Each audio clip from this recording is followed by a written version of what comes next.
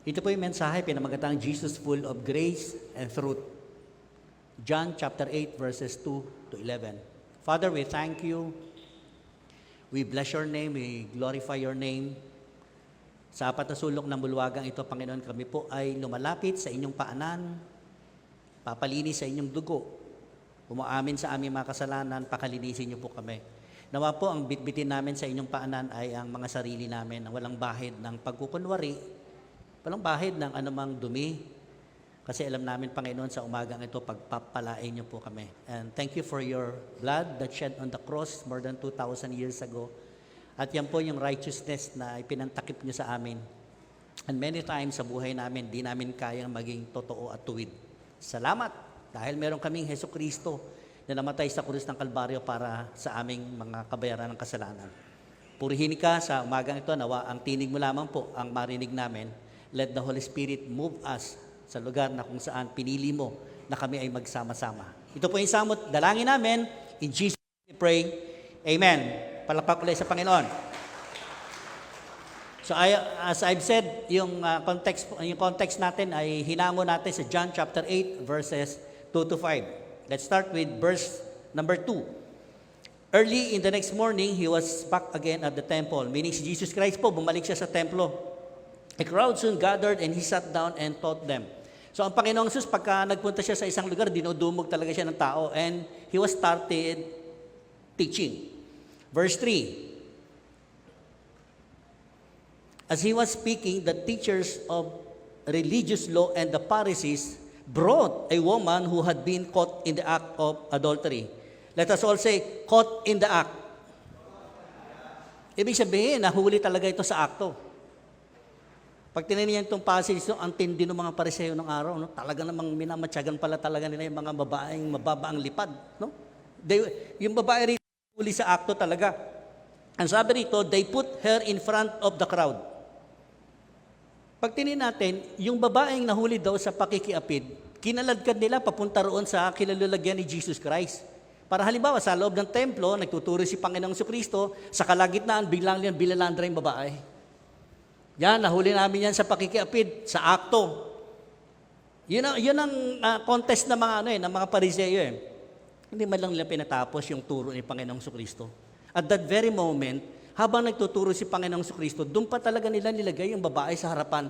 Not just only for Jesus Christ, mga kapatid. Sabi rito, maraming tao na nakikinig kay Panginoong Jesucristo at doon nila talaga sa harapan. Imagine niyo kung tayo yon. What a humiliation and disgrace na pwedeng makita natin sa babaeng ito.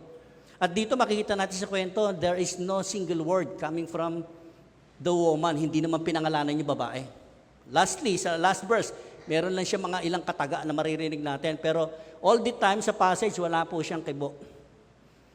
Pagka tayo guilty at naharap tayo sa isang kasalanan na inuusig tayo, di ba? Tahimik ka rin naman eh. Tama mali? Agree tayo doon?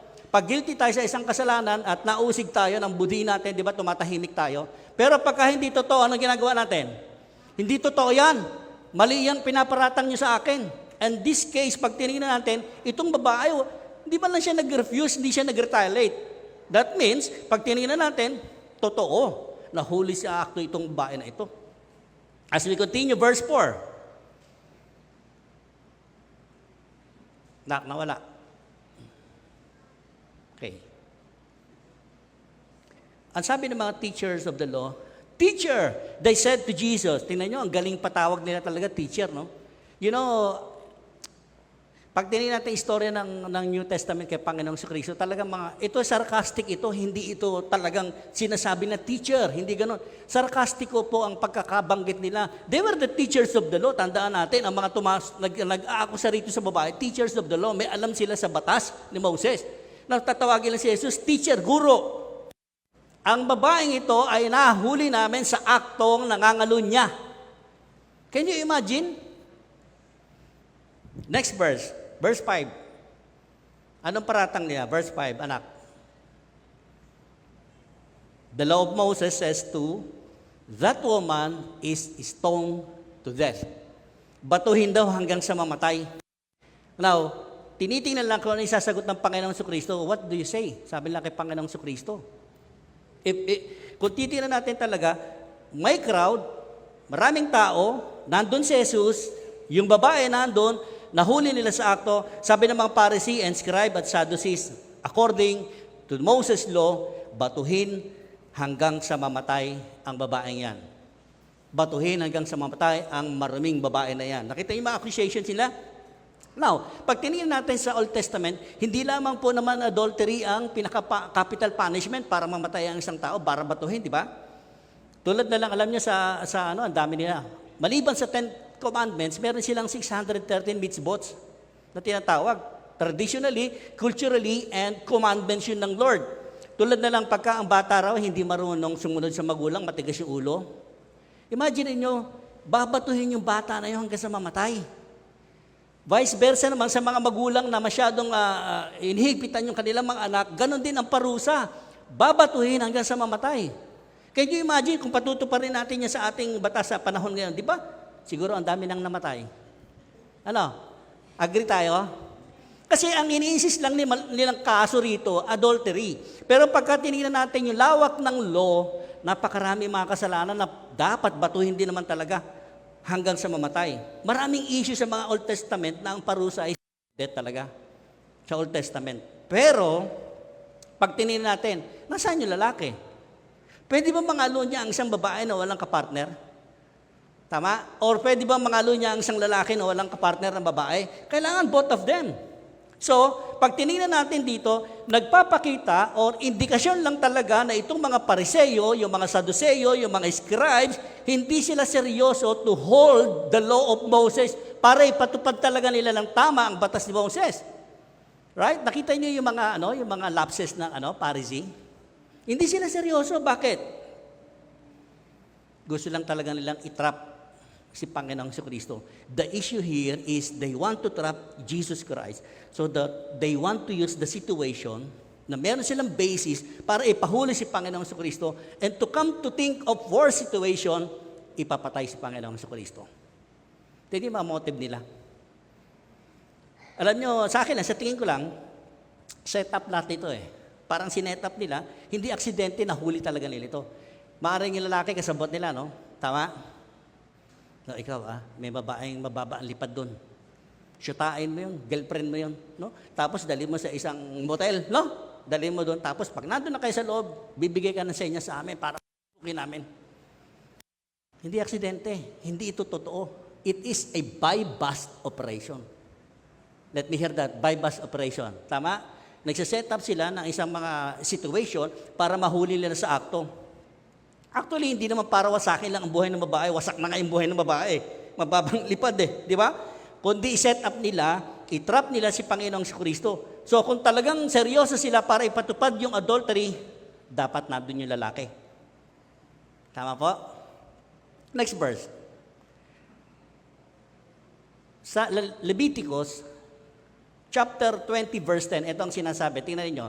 Ito sa very unfair yung kasi mga pinapatupad ng mga Pariseo. Sa Leviticus, ito ang sinasabi, if a man commits adultery with his neighbor's wife. Basahin natin. 1, 2, 3. If a man commits adultery with his neighbor's wife. Sabihin mo sa katabi mong asawa, hindi ikaw ang topic ni pastor, ha? Pagdating sa mga neighbor's wife na yan, ay masyadong guilty ang mga lalaki, no? Tama? Correct? Sabi rito inuna ang lalaki. Lalaki talaga. Sa Bible, kita nyo ang lalaki very, talaga. Makapangyarihan talaga. If a man commits adultery with his neighbor's wife, both the man, tsaka lang papasok yung babae, who have committed adultery must be put to death. Verse 6. Continuation of verse 6.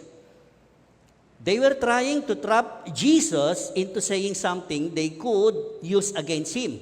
But Jesus stooped down and wrote in the dust with his finger. Tignan yung situation. Palawakin lang natin ng konti yung imagination natin. So, nandun yung babae sa gitna. Dami na narinig, batuhin yan. No? And she was very disgraced that time. Yung babae, gusto ng mga tao, batuhin na siya. Pero si Jesus Christ, ang sabi rito, He stooped down. He stooped down and write on the dust. Nakita niyo yung gesture ng Panginoon? Sana sinabi rin ng Panginoon, di batuhin ninyo. Jesus is showing grace. Jesus is stooped down, sumulat sa lupa by his finger. Tanong na marami, ano kaya sinulat, pastor? No, ang dami kayo narinig yan, di ba? Itong passage ito, very familiar tayo. Ang daming speculation. Pero wag na nating palinawin yung malabo na. At wag din naman natin palabuin yung malinaw na. Ang dami kasi naghahanap, ano yung sinulat doon? No, hindi natin makikita talaga, hindi natin alam kung sinulat. Pero pwede tayong mag-guess. Hula ko lang, sa akin lang po. Nung nagsulat si Panginoong Sus, siguro yung mga taong nakatingin, no? Nakita nila yung mga iba't ibang pangalan nila. Right? Jose, Lasengo, Jafar, Adik, Jaloy, merong anger management. Patay tayo dyan. Sabi ng mga lalaki, alis na tayo. Yari tayo dyan. Nasulat yung pangalan mo. Right? Isa-isa sila nag-alisan eh. Or in the other, guess ko lang naman, habang nababasa nila yung pangalan nila doon, sila, bakit na yung pangalan mo? Kasi may mga hawak silang bato eh. Pero actually, di ba, yung bato na hawak nila, pwede nilang ipukpok muna sa ulo nila bago nila batuhin yung babae. Because they are not deserved. Walang deserve. Parang sa atin dito, walang deserve na isang bumato kahit ang pastor, hindi pwedeng bumato. Probably, Jesus is writing the 10 Commandments that time on the dust. Why? With his finger. Hindi ba naalala? When the 10 Commandments written by God, it was using his finger. And Jesus here, showing his divinity, bakit ninyo ako itinatrap? Ako ang may gawa ng 10 Commandments. Palakpakan nga natin si Jesus. Thank you, Lord. Jesus came not to abolish the 10 Commandments, but to fulfill and to demonstrate, to accomplish, habang ang mga Jewish people ng panahon na yun, tinutuligsa siya about the law. Nakita natin yung transition, mga kapatid. Tahimik ang Panginoon. Alam nyo kasi sila, dito sila ang kapanghawak.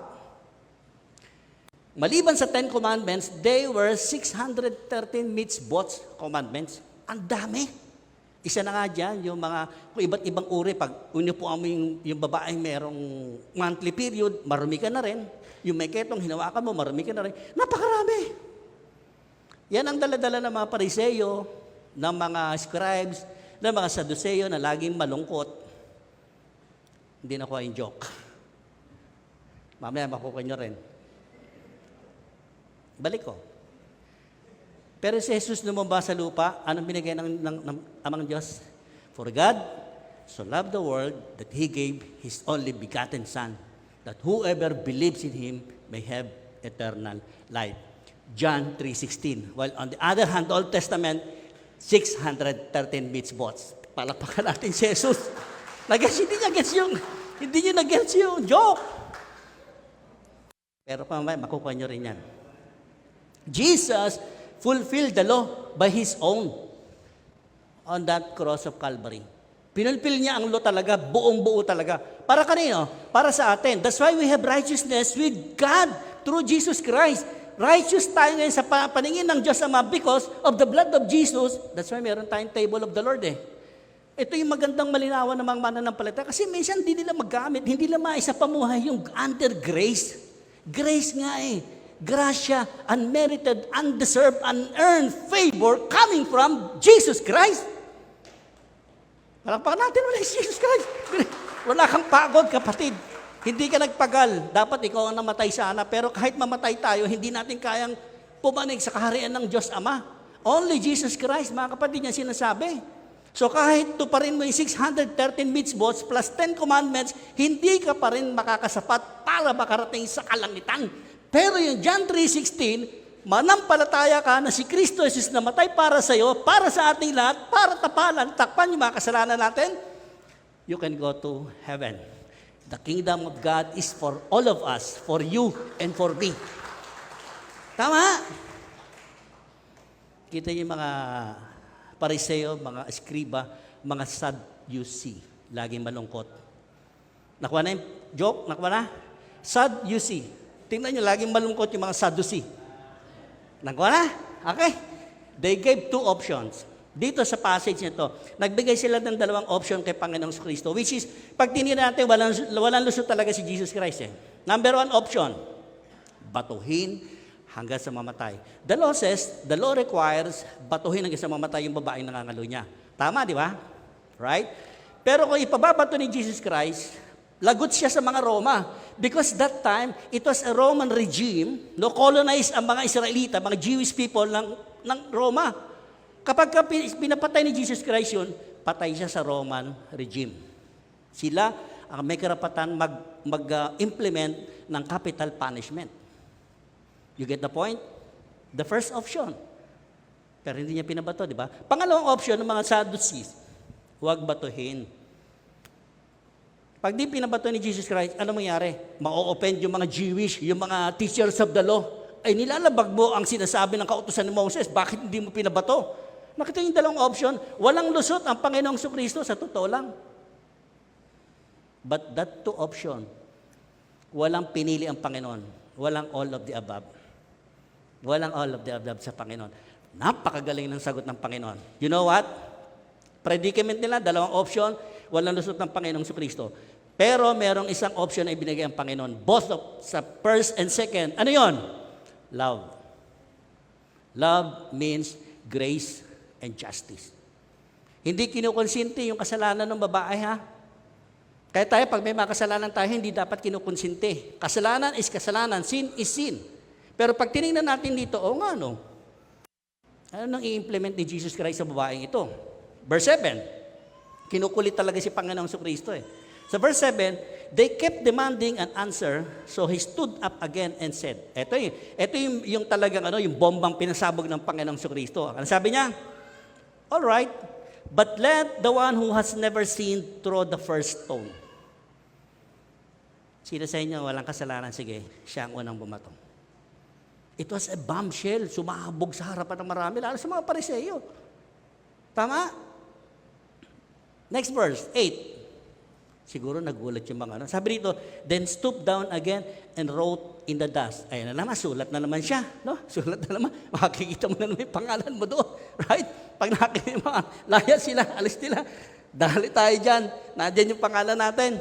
The verse 8. Verse 9, ito kasi maganda eh. Verse 9, when the accusers heard this, accusers, say, accusers. Narinig nila. Ano yung narinig nila? Yung sinabi ni Jesus, sige, sino lang sa inyo dito, sa lahat dito, walang kasalanan, siya ang unang bumato. Sabi rito, they slipped away one by one, beginning with the oldest. Bakit may binanggit na oldest? Palagay nyo? Mula sa pinakamatanda. Tingnan nyo, logic lang para sa akin, personal.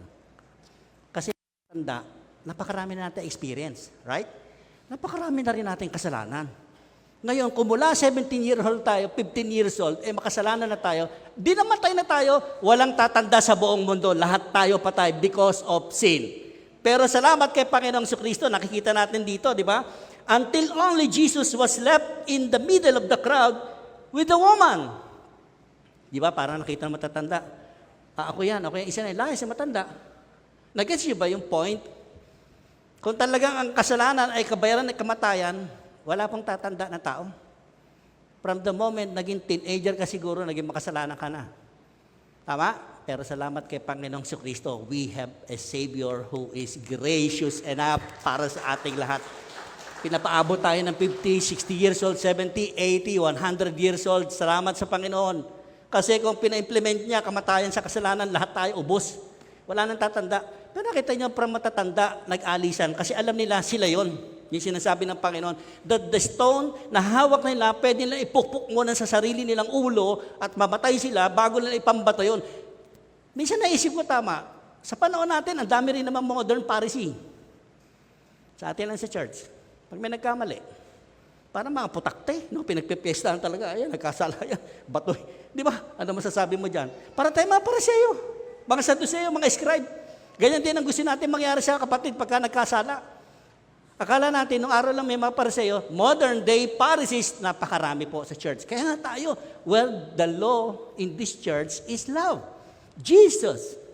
Habang ikaw ay namumuhay under grace kay Jesus Christ, dapat masaya ka kapatid. Tama? Sino dito ang masaya under grace? Hindi po si Gracia. Under grace kay Panginoong Kristo. Nang marinig nila ito, nagsimula sila mag-aalisan mula sa matatanda. Kaya pag natin, ganun yung nangyari. Verse 10. Nasaan anak? Verse 10. Yes. Then Jesus stood up again. After they left, siyempre, wala nang natira. Ang naiwan sino? Dalawa na lang sila ng babae. Pagtayo uli ni Jesus Christ, ito yung tanong niya. He said to the woman, "Where are your accusers? Didn't even one of them condemn you?" Wala ba ni isa sa kanila na hinatulan ka? No? Hinusgahan ka?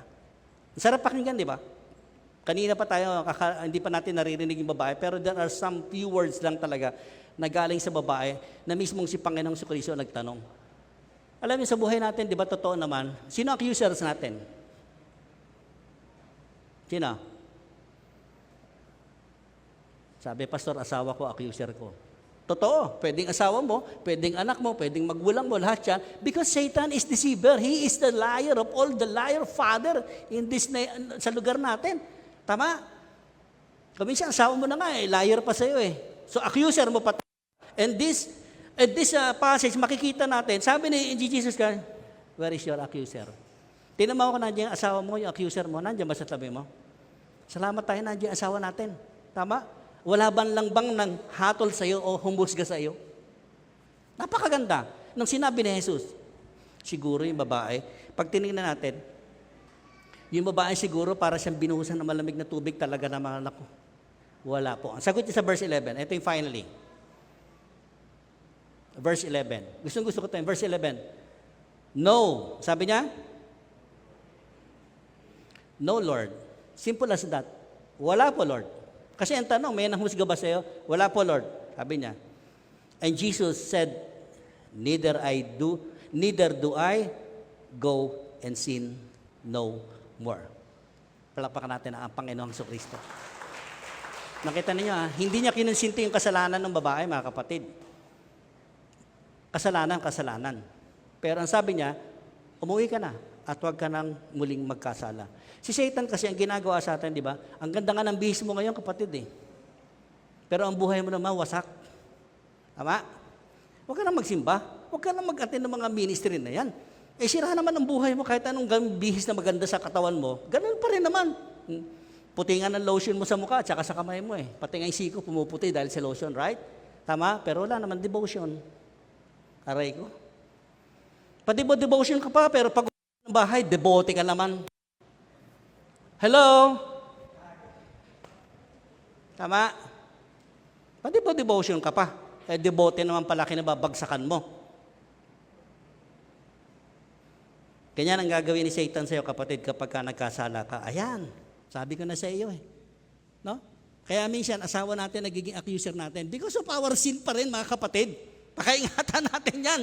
Amen? Pero salamat sa biyaya ng Panginoon, nandito tayong lahat, nakakatayo tayo because of His grace. Yung grace and truth ni Jesus Christ, laging magkasama po yan. Kasi pag grace lang, hindi kumpleto. Pagka truth lang, hindi rin kumpleto. Kaya sabi sa John chapter 1, Jesus full of truth or grace and truth, kumpleto. Wala na po tayong hahanapin. Ang kasalanan natin, natatakpan ng dugo ni Kristo Jesus. Walang gagawin si Satan sa atin, kundi akusahan tayo. Ano ko ngayon? Tama?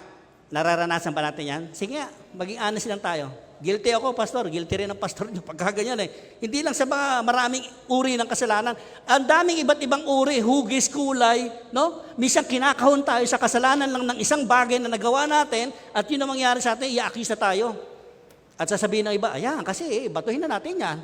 Pero ang sinasabi ng passage, di ba, yun lang ba ang kasalanan na pwedeng patayin tayo o mamatay tayo? Ang dami mga kasalanan, maliliit, malalaki yan, parehas kasalanan pa rin yan. Pero ang maganda, si Kristo nando doon of all the crowd, yung mga taong nakapalibot doon, si Kristo lang po ang naging kakampi ng babae. Kahit ang buong mundo magalit sa akin, basta ang kakampi ko si Kristo Jesus, nakakatiyak ako, makakarating ako sa kanyang kingdom. Amen? Sinasabi, declare ka pa, you are my Lord and my Savior, may paiyak-iyak ka pa, may paluhod-luhod ka pa. Hindi nagagamit yung totoong grasya, kahabagan ng Panginoon. Mga kapatid, you must enjoy yung grace na yan. But hindi naman sinabi ng Biblia, habang ginagamit mo yan, maging kalayawan na lahat yan. we have freedom, but we have to be careful for that freedom na ipinagkaloob sa atin ng Panginoon, sabi ni Paul. Right? Hindi, minsan lang naman eh. Lagi naman kami spirit-filled. Lagi kami spirit-filled. Ibahin naman nating espiritu. Kanino espiritu? Sinarado na nga yung alak eh, binubuksan pa. Huwag nang buksan pag sinarado na ng Lord. Palakpakan nga natin si Jesus Christ. Neither do I. Sabi ni Jesus Christ sa babae, kahit ako, hindi kita husgahan. Go and sin no more. Gamitin natin sa makalulugod sa Panginoon. Right? Kasi hindi naman tayo talaga perfect eh. Yes, nagkakamali tayo, nadadapa tayo. Pero wag naman natin, di ba, ano bang tingin natin dito sa ginawa ni Kristo Jesus? Ganun lang ba kababaw, mga kapatid? Hindi, hingi naman ako ng tawad eh. Gawin ko na. Is that a kind of faith na meron tayo? Sabi nga, hindi tayo nagpagal eh, siya napagod eh. Tapos yung gagawa tayo ng kasalanan, alam nating mali, gagawin pa natin, mamaya hingi lang ang tawad. Disgrace yun. Nakakahiya naman sa Panginoon. Alam niyo, hindi naman sa pagmi-ministry lang eh. Kahit di ka simba ng simba, kahit di ka hawak ng Bible, hindi naman nangyayari sa buhay mong praktikalidad, nakikita kung paano mo sa pamuhay si Kristo Jesus, that which is full of truth and grace, baliwala lahat to. Nakita natin? Right? Palagay nyo, sa kadami-dami ng mga tao na kapalibot sa babae, sino ang karapat-dapat na bumato sa babae? Si Jesus lang po. Of all the people surrounded by this woman, only Jesus can stone that woman put to death. Pero hindi niya po ginawa. Bakit tayo ngayon? Nagkukumahog tayo lahat na pag kami nagkasala, batuhin natin yan, pagtulungan natin, i-out natin, sipain natin yan. No? Amen? Maka Jesus ba yun? Nakita natin yung attitude ni Jesus Christ. That's why, bakit tayo may Lord's table lagi? Why? To remember, to commemorate what Jesus has done on the cross of Calvary for you and for me. That is the big cause, yung ginawa ng Panginoon. Huwag natin mamaliitin, mga kapatid. Bakit tayo meron ganito, mga table of the Lord? Always. Salamat tayo, naging kaparti tayo, naging kabahagi tayo ng table ni Lord because that table is a holy table. That's why lahat tayo, sa tingin ng Diyos, holy tayong lahat. Thank you, Lord. Holy tayo sa Panginoon. Paano kung nirequire ng Lord law lang, bagsak tayong lahat, hindi tayo magiging kaparte ng Lord's table, mga kapatid. We are nothing. We are nothing. We are trash, lahat tayo. Pero salamat sa biyaya ng Panginoon that He is full of truth and grace dahil sa Kanyang ginawa sa krus ng Kalbaryo, lahat tayo, ang tinutungtungan natin yan, nakakatayo tayo sa iisang pundasyon which is grace coming from Jesus Christ. Nagigil ako pagdating sa grace talaga eh. Kasi ang ganda, pagka naisa sa pamuhay po natin, mga kapatid, wala nang tatalo dyan, hihigit pa. Na kahit ang dami mong problema, na kahit ang dami mong trial sa buhay mo, pagka pundasyon mo, nasa kahabagan ka ng Panginoong Kristo, there is no such things na pwedeng mag-worry ka, bumigat ang pakiramdam mo, gumagaan pa nga, di ba? Tama? Pagka under grace tayo, dapat masaya, magaan, payapa, may kagalakang pangunahan, yung kapakanan ng kapwa. Right? Nakakapag-isip ng 2 beses o 3 beses bago mahulog sa kasalanan. Right? Lahat po yan. Because of that grace coming from the Lord Jesus Christ. As we partake sa table na ito, diretso tayo rito, mga kapatid. Let's bow our head and close our eyes. Alalahanin natin kung ano ba talaga ang kahulugan nitong table of the Lord.